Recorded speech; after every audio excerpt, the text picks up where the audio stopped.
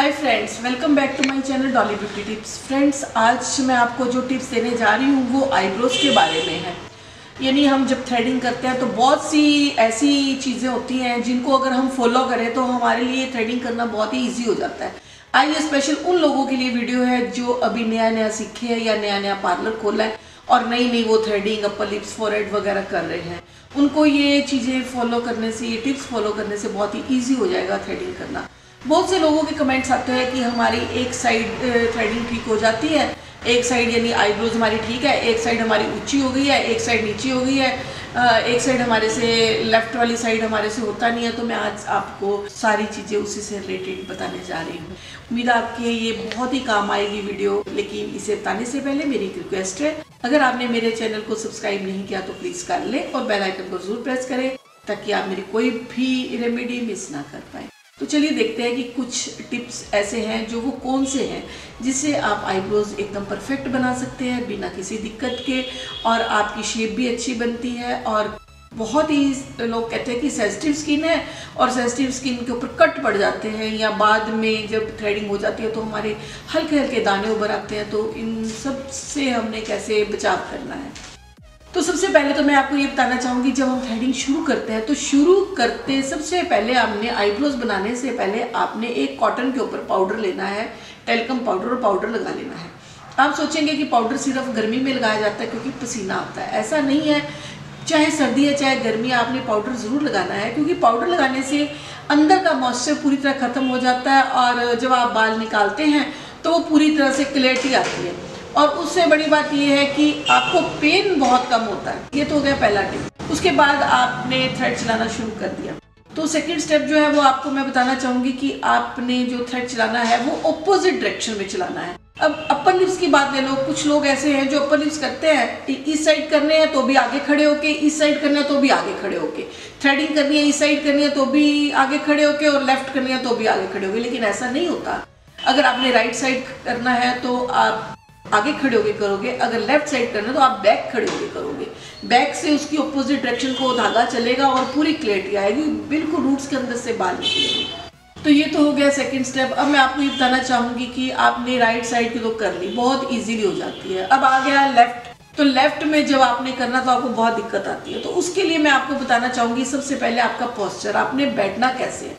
तो जब आप थ्रेडिंग कर रहे हैं किसी की, आप किसी कस्टमर की या किसी की भी थ्रेडिंग कर रहे हैं तो आपने उसको बिठाना है। तो उसको बिठाना कैसे, आपने पीछे पूरी बैक लेके की आप कर रहे हो, उसकी गर्दन को आपने पूरा पीछे ले जाना है इस तरह से। कुछ लोग होते हैं कि बिल्कुल आगे होके ऐसे बैठ जाते हैं इस डायरेक्शन में, तो जो पीछे खड़ा थ्रेडिंग कर रहा है उसकी नज़र जो है पूरी तरह से नहीं पड़ती। तो इस तरह से हमारा मुंह जो आगे की तरफ होता है, बट ऐसा नहीं होना चाहिए। जब आपने लेफ्ट साइड की करनी है तो आपने पूरी तरह से पीछे इस तरह से बिठाना है और पूरा पीछे गर्दन इस तरह करनी है। ये गर्दन जो है हमारी पूरी पीछे होगी, ये जो जगह है हमारी पूरी पीछे वाले को दिख रही है। लेकिन करने के बाद कई बार क्या होता है, आप देखते हैं कि एक साइड ये वाली तो हमारी ऊंची होगी, ये वाली हमारी नीची होगी। बहुत लोगों के साथ ऐसी बात होती है। ये कॉम्प्लिकेशंस आम 95% लोगों में आता है। तो उसके लिए आपने क्या करना है, जब आपने राइट साइड कर ली है तो आप फ्रंट खड़े होकर ये देखोगे कि जब हमने राइट कर ली है तो लेफ्ट के बाल नीचे से ज़्यादा निकलेंगे या ऊपर से ज़्यादा निकलेंगे। तो ये आपको सामने खड़े होकर, जब आप एक आईब्रो बना लेते हो तो आपको सामने खड़े होकर इस चीज़ का पता चल जाता है कि आपके बाल जो हैं वो लेफ्ट में नीचे से ज़्यादा निकलेंगे या ऊपर से ज़्यादा निकलेंगे।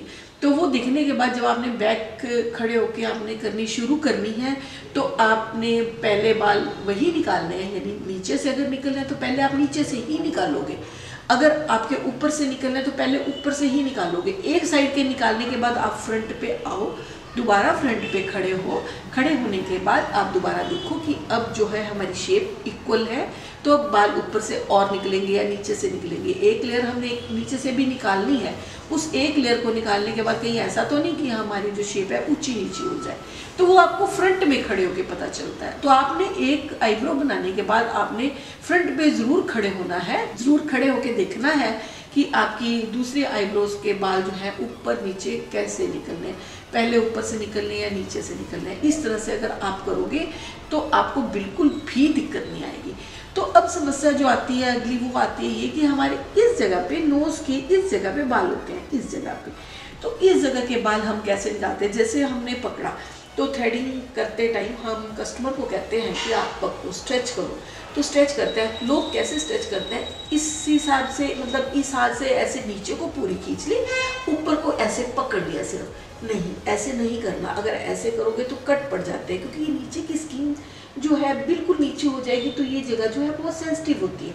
तो हमने क्या करना है, जब कस्टमर हमारा जो बैठा करवा रहा है उसको हमने खुद कहना है कि आपने पहले ऊपर से पकड़ना है। यदि आप ऊपर से पकड़ना नहीं है, ऊपर से स्ट्रेच करना है, खींचना है। हमने ये ऊपर से खींच लिया राइट हैंड से, मान लो हम लेफ्ट की करवा रहे हैं, हम राइट हैंड से ऊपर खींच लिया, ठीक है। तो ये जो नीचे की स्किन है कुछ ये हमारी ऊपर वाली जगह पे चलेगी, हड्डी पे चलेगी, ठीक है। उसके बाद हमने क्या करना है, नीचे वाली स्किन को ऐसे हल्के से नीचे की तरफ दबाना। इससे हमारी एकदम से थ्रेडिंग जो है वो क्लियर बनेगी, बिल्कुल क्लियर बनेगी, क्योंकि हमारी जो स्किन ऊपर की तरफ स्ट्रेच होकर ऊपर ये सख्त वाली जगह पे चली गई है। अगर आप नीचे को ज़्यादा स्ट्रेच करवाते हो तो वो स्किन पे कट पड़ने के अक्सर चांसेस रहते हैं। उस टाइम आपको पता नहीं चलता, लेकिन बाद में ऐसा होता है कि 2-3 दिन के बाद उसके ऊपर कुछ जैसे जमना शुरू हो जाता है, पपड़ी से आनी शुरू हो जाती है, तो हम पता लगता है कि हमारे कट पड़ चुके हैं। तो ये कारण है कि हमने स्ट्रेच अच्छे से नहीं करवाया। इसके बाद मैं आपको ये बताऊंगी कि आपने जब ये नोज़ की बात हो रही थी कि नोज़ के यहाँ के बाल जो है वो अगर हम इस तरह से पकड़ेंगे तो कभी भी हमारे नोज़ के बाल नहीं निकलेंगे। इसके लिए हमने क्या करना है, हमने सिर्फ एक हाथ से स्ट्रेच करना है, यानी ऊपर की तरफ से, नीचे से हमने स्ट्रेच नहीं करना। इस जगह से हमने इस तरह पकड़ना है और ऊपर को स्ट्रेच करना है। तो ये जो जगह है ये हमारी खींच के ऊपर चलेगी। अब हम ये वाले बाल बड़े आराम से क्लियर कर सकते हैं। तो बहुत से लोग ऐसे जब थ्रेडिंग करते हैं तो उसके बाद ये वाले जो बाल हैं कॉर्नर वाले, ये रह जाते हैं। उसके रहने का कारण ये है कि हम इसी तरह से पकड़े हुए कर देते हैं और ये जो है ये कोने में बाल होते हैं, ये बीच में ही रह जाते हैं। तो इसे करने के लिए हमने ऊपर से स्ट्रेच ऐसे करना है। उम्मीद है आपके समझ में काफ़ी हद तक आ गया होगा कि हमने थ्रेडिंग को किस तरह से करना है, किस तरह से हमने बिठाना है कस्टमर को, किस तरह से हमने स्ट्रेच करवाना है और किस तरह से हमने बाल निकालने हैं। अगर आप ये चीज़ें सब फॉलो करोगे तो आपकी जो थ्रेडिंग है एग्जैक्ट बनेगी, कोई शेप ऊपर नीचे नहीं होगी, शेप खराब नहीं होगी और जो क्लियरिटी है वो भी बहुत अच्छे से आएगी। इसके बाद क्या होता है कि कुछ लोग होते हैं जिनकी स्किन बहुत ही सेंसिटिव होती है, सेंसिटिव स्किन होती है, तो थ्रेडिंग करने के बाद, आईब्रोज बनाने के बाद जो है पिंपल्स उठ जाते हैं, दाने उठ जाते हैं। तो उसमें हमने क्या करना है, बाद में आपने कोल्ड क्रीम से मसाज नहीं देनी, उसमें हमने कॉटन पे एस्टेंजेंट लगाना है और कॉटन से हमने आईब्रोज के ऊपर एस्टेंजेंट लगा देना है, जिससे कि हमारे दाने भी नहीं उभरेंगे। और अगर गर्मी है तो आप बर्फ भी लगा सकते हैं, आइस लगा दो, उससे भी हमारे जो पिंपल्स हैं या दाने बारीक बारीक उभर जाते हैं वो नहीं उभरेंगे। उम्मीद है आपकी वीडियो बहुत ही काम आएगी, बहुत ही अच्छी लगेगी। आप इसी तरह से इन टिप्स को फॉलो करें और आप आईब्रोज बेफिक्र होकर बनाएं। आपकी आईब्रोज बिल्कुल अच्छी बनेगी, बिना कट लगे, बिना कोई दिक्कत आए। तो आप एक बार करें और मुझे बताएं ज़रूर, अपने एक्सपीरियंस मेरे साथ शेयर करें कि आपकी ये वीडियो कितने काम आई है। आपको इन टिप्स को फॉलो करने के बाद आपको कैसा लग रहा है, क्या आपको लग रहा है कि थ्रेडिंग करना तो बहुत ही इजी हो गया आज के बाद। अगर आपको ऐसा लग रहा है तो आप अपने एक्सपीरियंस मेरे साथ शेयर ज़रूर करें और अगर आपने कुछ पूछना तो मेरे से कमेंट बॉक्स में पूछे, मैं आपके आंसर ज़रूर दूंगी।